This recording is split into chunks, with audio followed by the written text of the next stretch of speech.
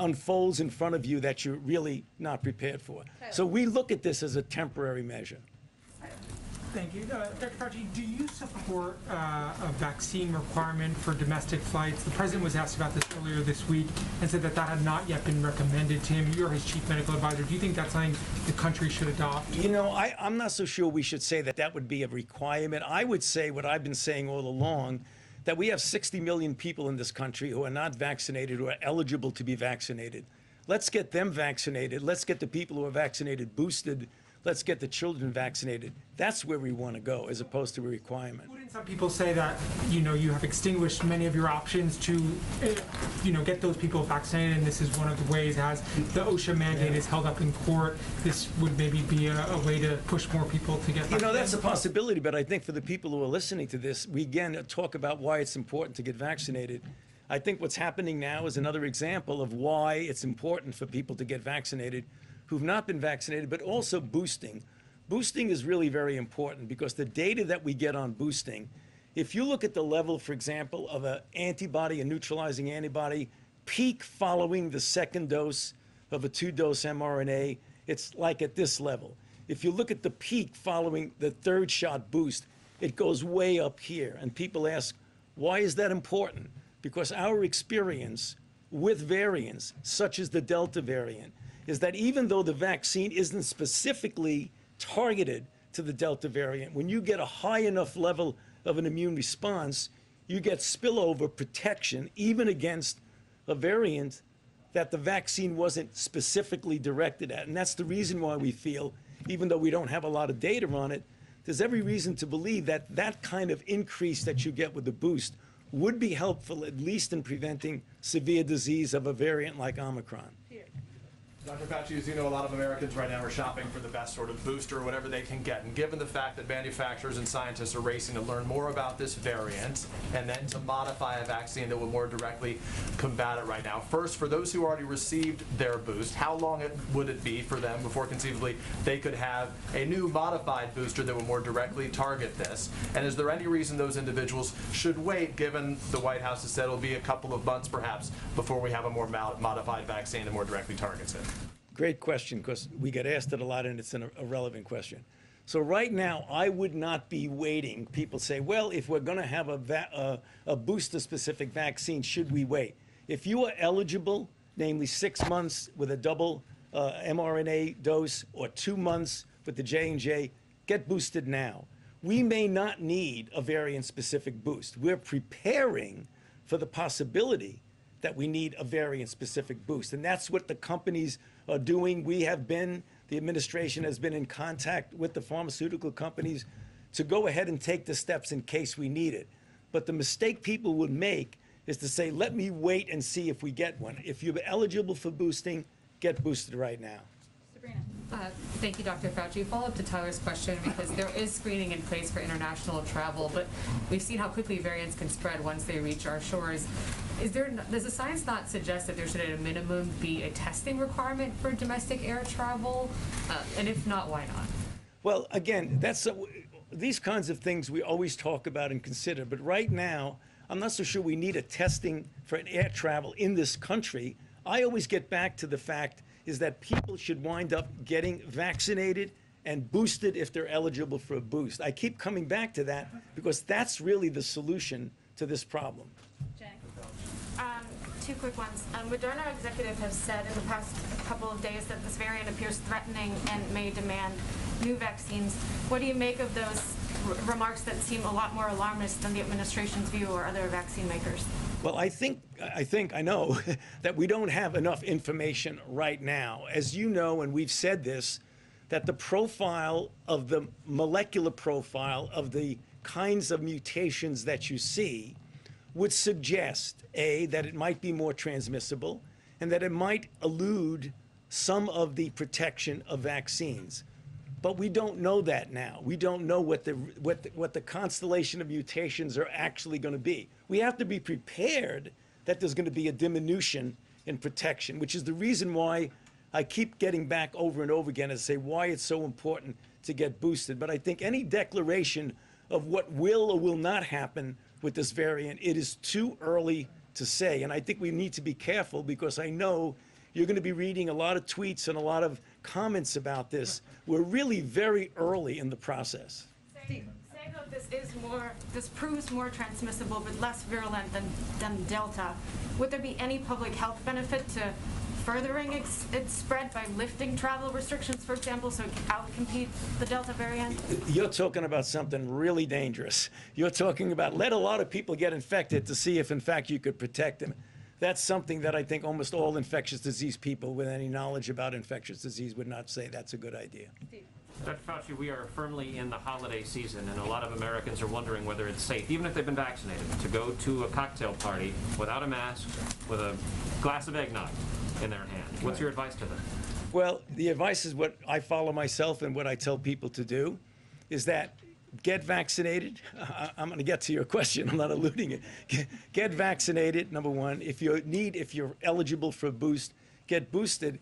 And in a situation with the holiday season, indoor type settings with family that you know is vaccinated, people that you know, you could feel safe with not wearing a mask and having a dinner, having a reception. But when you are in a public congregate setting in which you do not know the status of the vaccination of the people involved, it is very prudent to wear a mask. And that's what I do. Despite the eggnog? Thank you. Well, you know, obviously, I mean, unless you have a special kind of mask that I don't know about, the fact is, sure, when you're eating and when you're drinking, take the mask down, but to the extent possible, keep it on when you're in an indoor congregate setting. Dr. Fauci, as you advised the president about the possibility of new testing requirements for people coming into this country, does that include everybody? The answer is yes, because you know that the new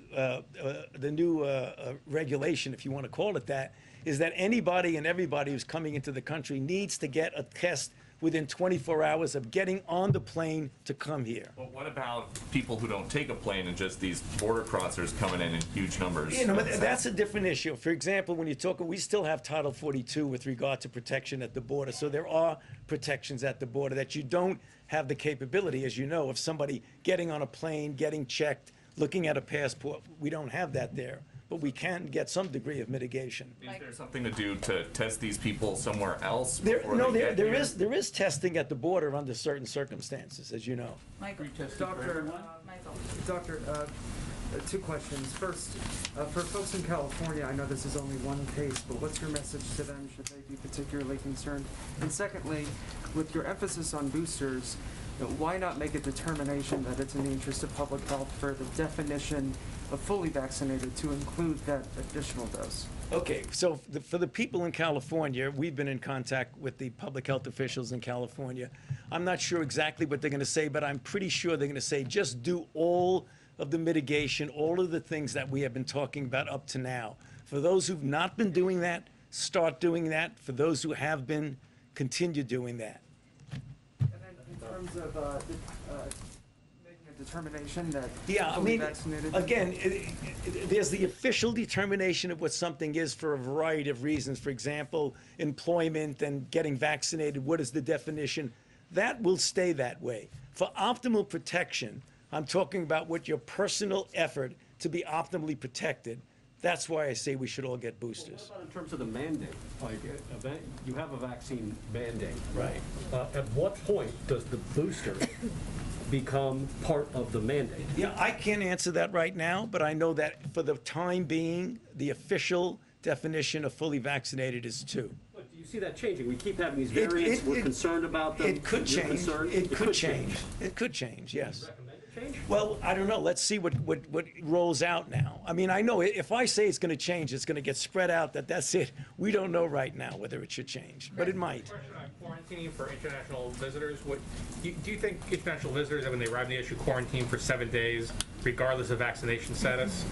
Well, you know, there are certain requirements for people who are. You're talking about foreign visitors. Yes. Yeah. Going forward. Should Yeah. this be a new Obviously, requirement? if they are, they have to get tested within 24 hours. And when they come back, if they're not vaccinated, they have to be in quarantine. They're recommended for quarantine and recommended to get a test within 3 days. If they are vaccinated, Yes. I'm sorry. If they are vaccinated, should they quarantine? Well, again, we're going to get confused here. You're talking about United States citizens, or you're talking about anybody that comes into the country from anywhere. I'm not sure what that's going to be. I think we'll have to just check with the CDC. Karen. Yeah. Thanks, Jen. Dr. Fauci, there are reports that in a new book, former President Trump's chief of staff, Mark Meadows, says that the then president, tested positive for COVID 3 days before the debate with President Biden. Were you aware of that positive test at the time? And do you think, given what Meadows says, that he put then candidate Biden at risk at that debate? Well, I certainly was not aware of his test positivity or negativity. And do you think he put President Biden? I'm not at going to risk? specifically talk about who put who at risk, but I would say, as I've said, not only for an individual, but for everybody, that if you test positive, you should be quarantining yourself. Dr. Fauci, just to follow on that quickly, if I may.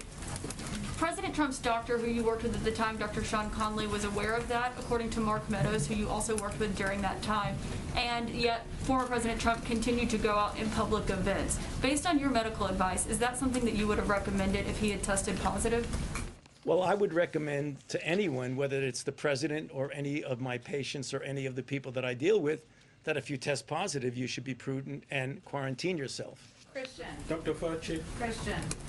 Dr. Fauci, with all due respect, there's 0 case of COVID, of Omicron case in Zimbabwe, in Namibia, in Lesotho, in Mozambique. What justify imposing a travel ban on countries that have 0 case of the Omicron variant?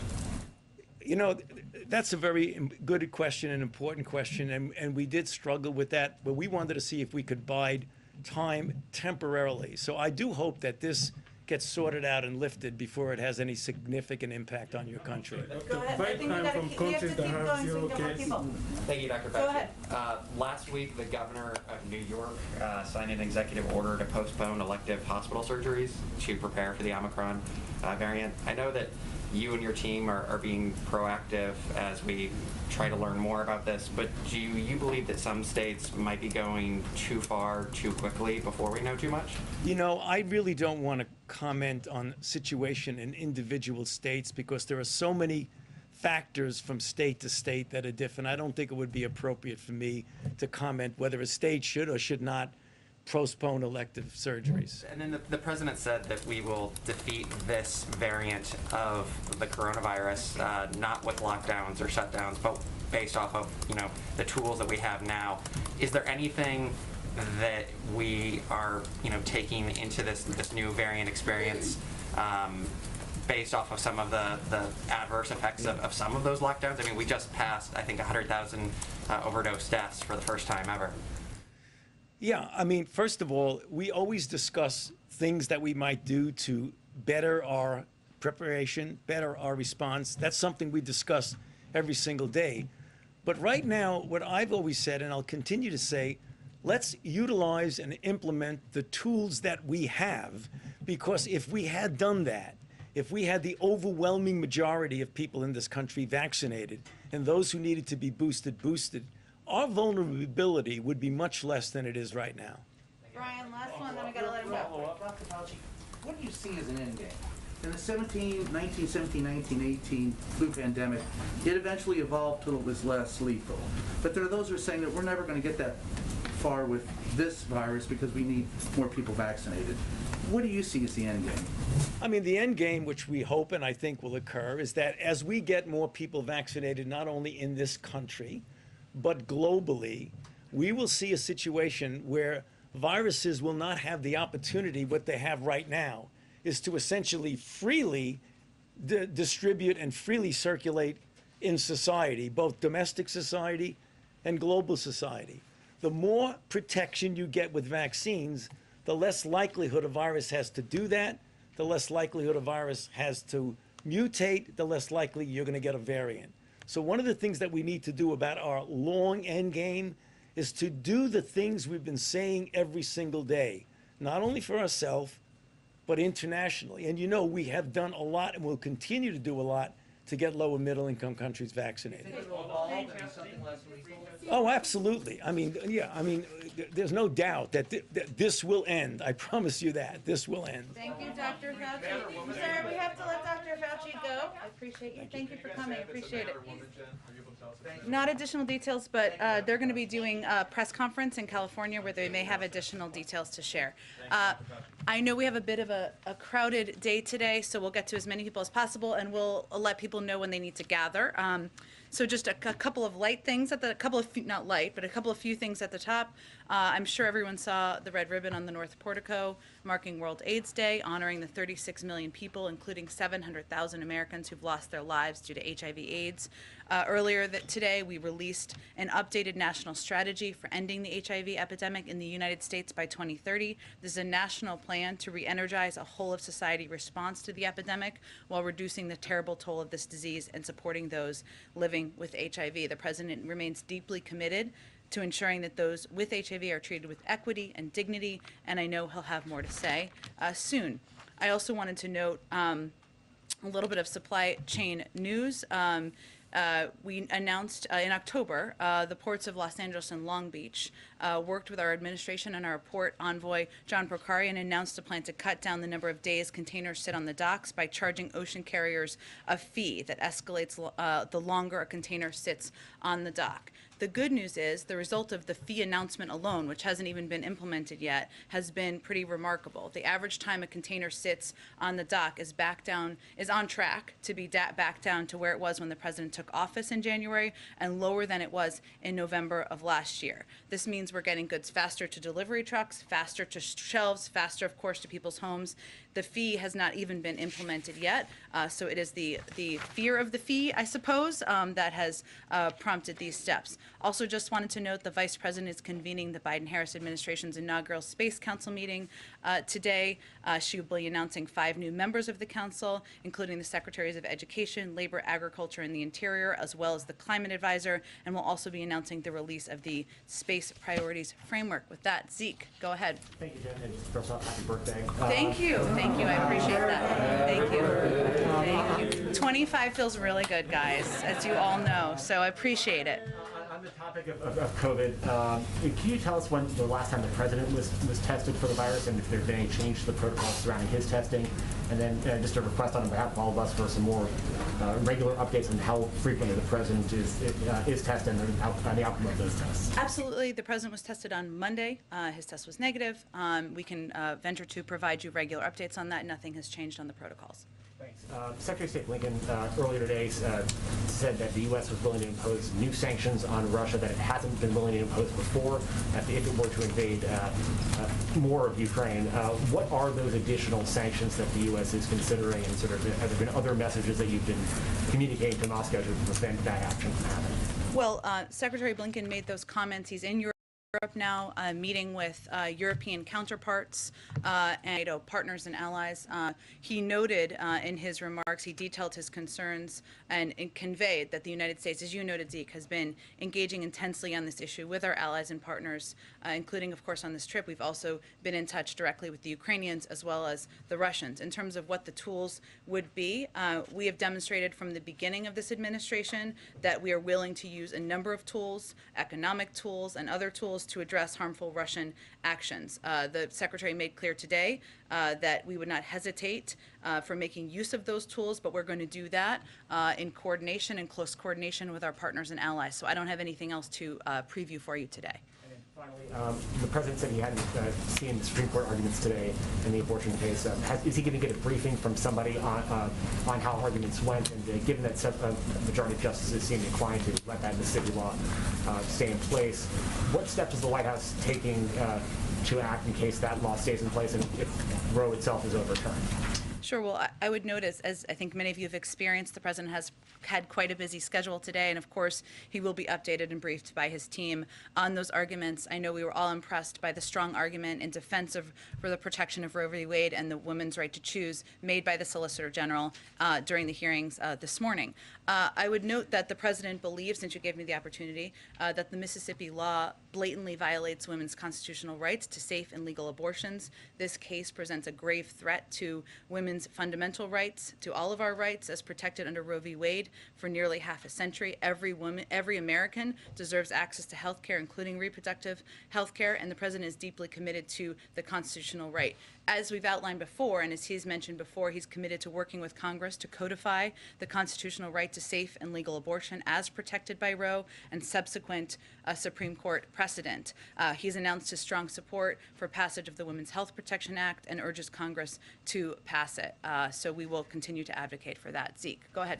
Thank you, Jen. Quick question on, and a follow-up on what Dr. Fauci said. He said, especially the African countries where the variant has been found, or hasn't been found, those the restrictions hopefully should come off. At the same time, there are all these other countries, the United Kingdom, Netherlands, Italy, Germany, where the variant has been found. Is the administration actually planning to go ahead to include these countries in its travel restrictions, or is the idea to sort of pause, wait for more data, and then sort of wait and see what the next step is? Well, Anita, the president is briefed every day by his COVID team, and will continue to assess, based on their recommendations, any additional steps that need to be taken. As Dr. Fauci noted, there's a lot we don't know. So putting in place these travel restrictions was intended to give us more time to do the necessary evaluation, data, and testing required that our health experts are working around the clock to do.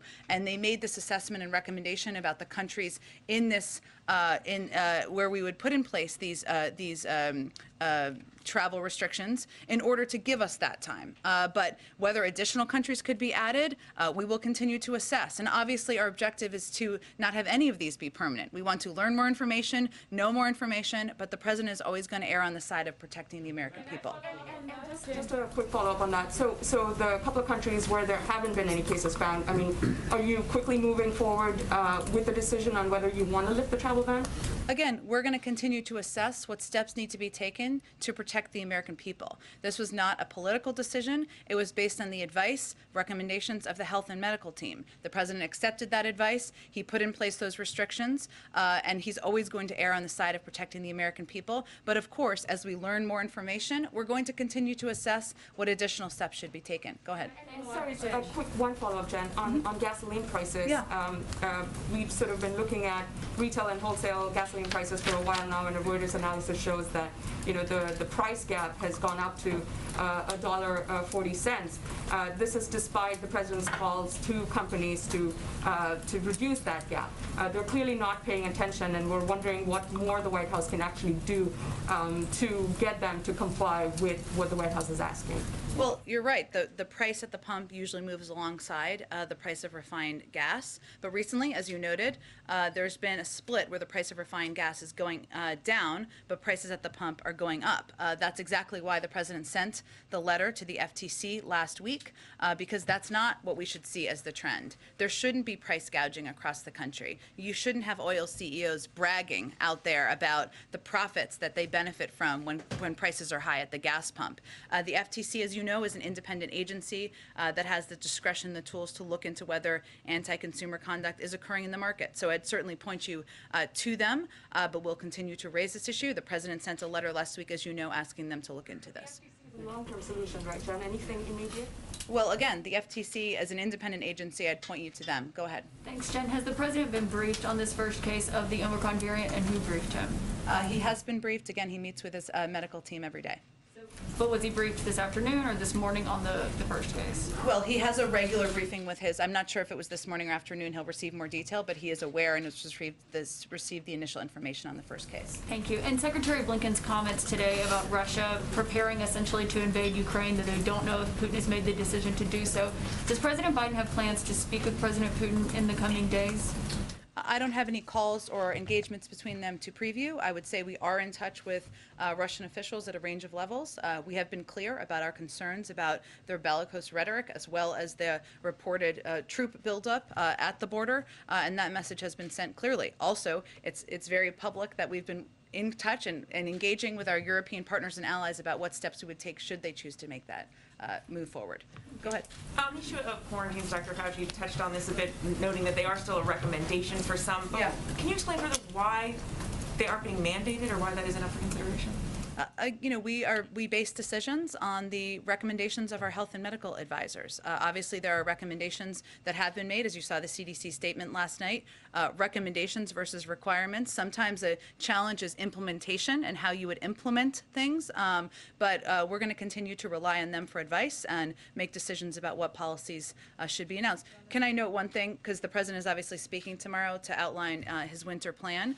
You've seen some reported components that you may hear about more tomorrow, but I would also note for all of you as you're thinking about what to expect, as some of you have asked, that really this is also about not just requirements and restrictions, many of which we've announced, some we've announced and we wanted to act quickly on, but also about how to make vaccines and boosters more readily available and build on the plan we have already put in place. And as you heard Dr. Fauci say many, many times, even just standing here, that is a key part of our plan, and you will hear him talk about that tomorrow. So that's a piece you can expect. And on the issue of government funding, you mentioned that the administration, of course, is in contact with leaders from both parties in Congress, but just right now, are you confident that we are not going to see a shutdown at the end of this week?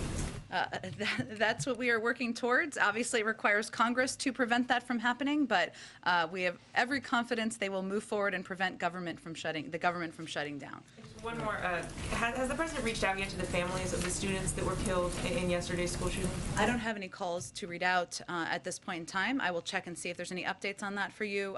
We have been in touch with state and local authorities, offering our assistance, of course, our condolences. As you saw the president say yesterday, our heart goes out to this community and these families. And as a parent myself, I think you watch this news and this coverage, and it really just sticks with you. So go ahead. Thank you, Jen. Was President Biden made aware that in the days before the debate with former President Trump, that Trump tested positive? Did anybody relay that message to him? We were not aware of the reports that were out this morning in advance, no. Anything to add about what he is thinking now that he knows that, Trump had tested positive and they were in such close quarters just a few days after? Well, I think for people who are watching at home, obviously this debate occurred more than a year ago, and as you know, the president is very healthy, as you saw our release of his medical report from last week, and he has tested regularly, as Zeke asked about. But I would note what is not lost on us is that no one should be surprised that currently in Congress, as we're looking at the government staying open, you have supporters of the former president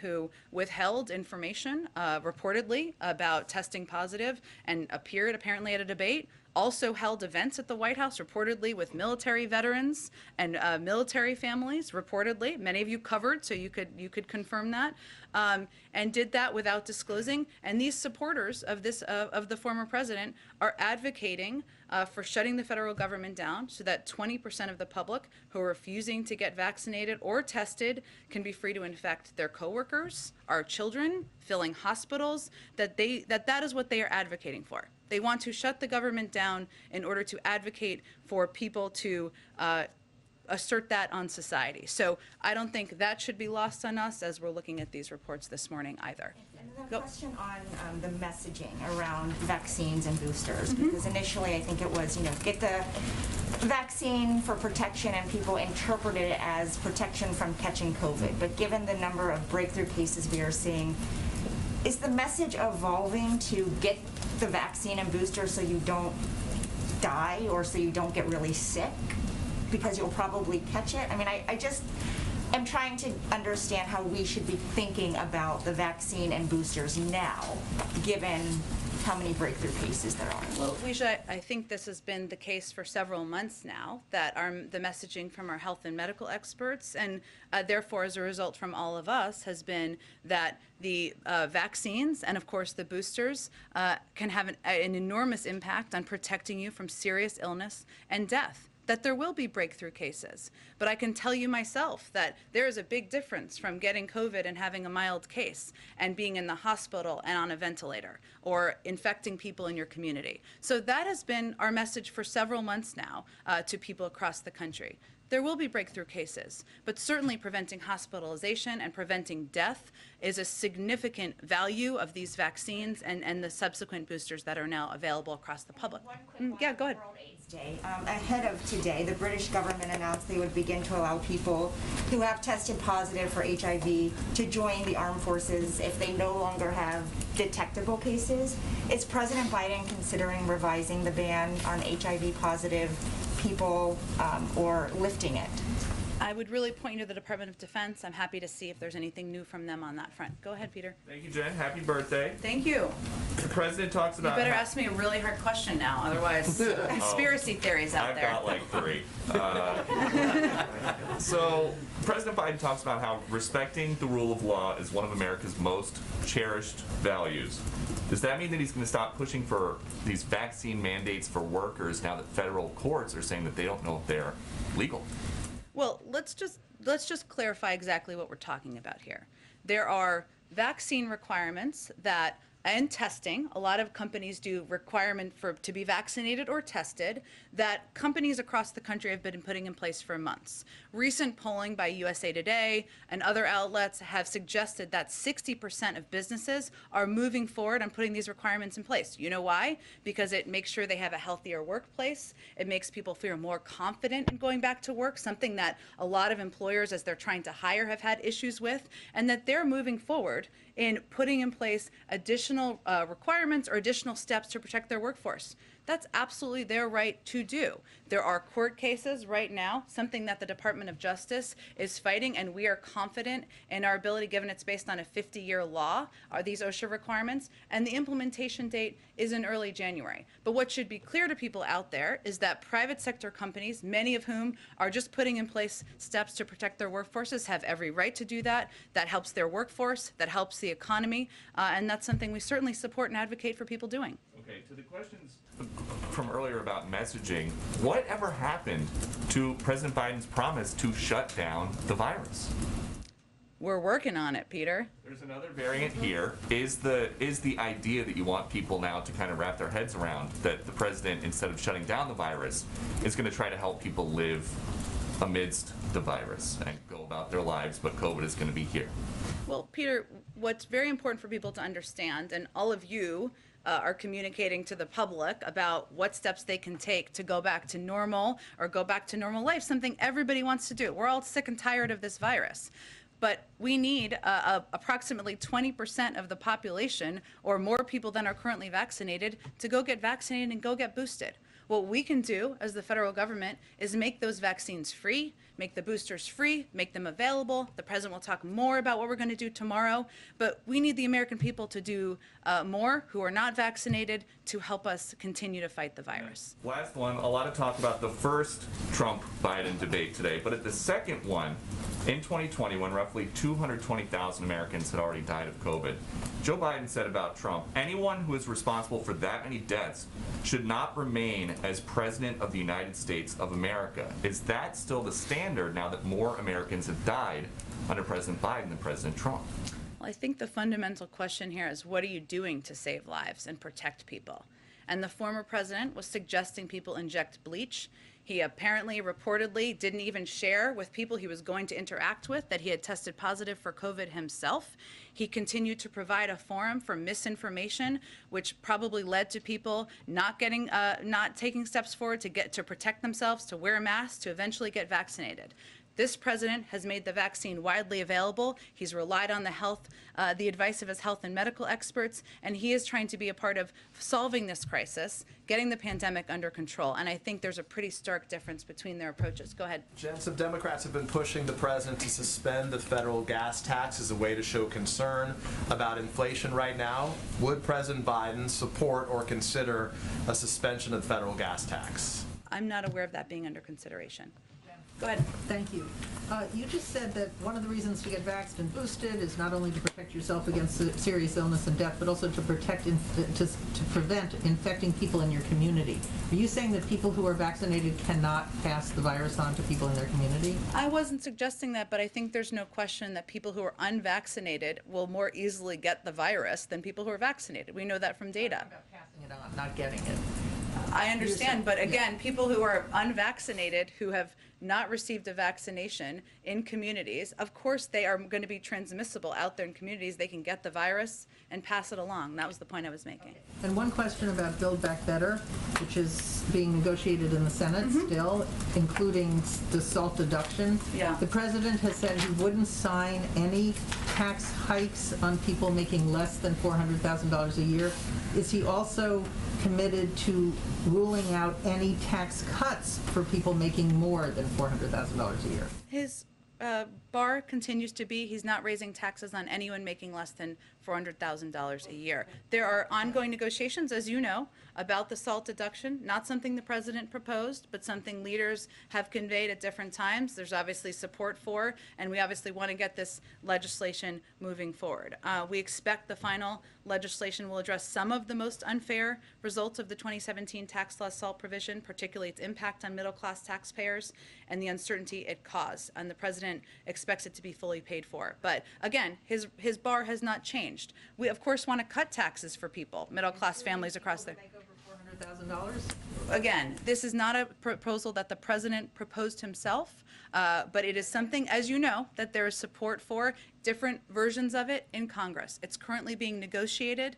Our objective is not raising taxes on anyone making less than $400,000 a year and cutting costs. But can you explain why a tax cut for someone making more than $400,000 is still somehow commensurate with his values of protecting middle-class people? It just doesn't make any sense. Why would he? How does it not make sense? A tax cut for someone making more than $400,000. Is that raising taxes on somebody making less than $400,000? So that's all you're promised. Just no tax hikes for somebody under $400,000. Tax cuts for people over that. That's possible. I think the totality of the bill, which is the most important piece here, is cutting costs for the American people. For childcare, for elder care, for health care, putting in place a historic universal pre-K program. That's exactly why the president proposed and is supporting this bill. He also knows we have small margins in Congress, so there are some components. He didn't propose the SALT deduction. It's being discussed right now and negotiated. We'll see what the final outcome and package looks like. Jen, she's being asked to gather for the president. So Okay. I don't know if you can stick around for a little bit longer. Sure, I can, and the pool will just depart. Nothing's wrong, everything's good. Okay, Michael, go ahead.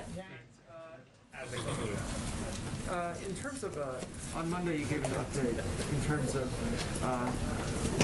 members of the COVID response team being in touch with state and local public health officials, epidemiologists. Do you have an update on those communications? And also, does the president plan to speak with anyone in California now that this case has been identified? Well, we have been in constant contact with local and public health officials from our health and medical team. So that was not a one-time deal. It's been continuous, and that's how we are going to continue to track and trace any cases that come up and make sure that that information is provided publicly to all of you. And that typically happens with public health, our medical experts and health officials. I don't have any calls with the president to public health officials to predict for you. Go ahead in the middle. Yes, Jen. Go ahead in the pink sweater. President Biden indicated on Monday that expanding testing would also be part of the winter plan for COVID. Can you go into any more detail as to what that will look like? He'll certainly have more to say about this tomorrow. I would note that one of the questions a couple of people asked the other day, and I didn't understand in the right way, so let me just use this moment to clarify, is about sequencing as a part of testing. So, and I just wanted to note that we expect any emergence of Omicron in the United States to be identified quickly, as we are sequencing now almost 80,000 samples per week, more than any other country. And just to give you a point of reference, that's up from approximately 8,000 at the beginning of this year. So we're going to continue to increase testing. That's something we obviously recognize as a key component of fighting the virus, but I don't have anything more to preview at this point in time. Just one more. Yeah. Does the president believe that we lifted travel restrictions too early on Europe and other countries earlier this year? Does he wish that he had held off in terms of lifting those? I don't think the president looks in the rearview mirror in that regard. We obviously continue to rely on the advice of our health and medical experts. And I would note that where we've put in place restrictions are not those countries. So I'm not sure that totally makes sense. Go ahead. Thanks, Jen. Is the White House discussing the possibility of asking Congress for additional COVID relief funds to deal with the Omicron variant? And is that something the White House right now thinks might be necessary? Not at this moment do we think so, but we have ongoing conversations with Congress just to make sure we keep the door open to whatever may be needed. And I would just say, Karen, as you know, that as we look and we're trying to we're seeking more information from our health and medical experts as they're doing this testing, and we're assessing what options may be needed. Do we need a tweak to the vaccines or to the boosters? We don't know we need that now, but we are preparing for a range of options, and that includes conversations about Congress. Should we keep the door open? And we are as prepared as possible to respond. So there's no dollar amounts now that you're even tossing out there until you get more information? Not at this point that I'm aware of, exactly. Okay, we got to wrap up. Go ahead, one more.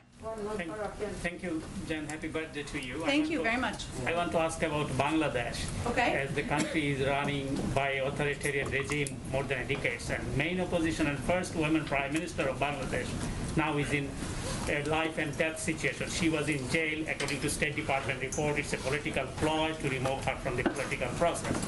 So what is your comment to the Bangladesh authority, or what is your observation on this situation that as the former prime minister and main opposition leader is in life and death situation? She's not getting proper treatment, and government is not allowing her to go abroad as the civil society group, political party, and her family urge for to go back to shift her abroad for the better treatment. So may I ask a comment on that? Absolutely. I appreciate your question. I haven't had a chance to talk to our national security team about this issue, so let me do that. And I'd also point you to the State Department, who would be in close touch with authorities there and may have a more detailed comment. Thank you, everyone. I'm going to leave for World AIDS Day events. One member of Congress says another one is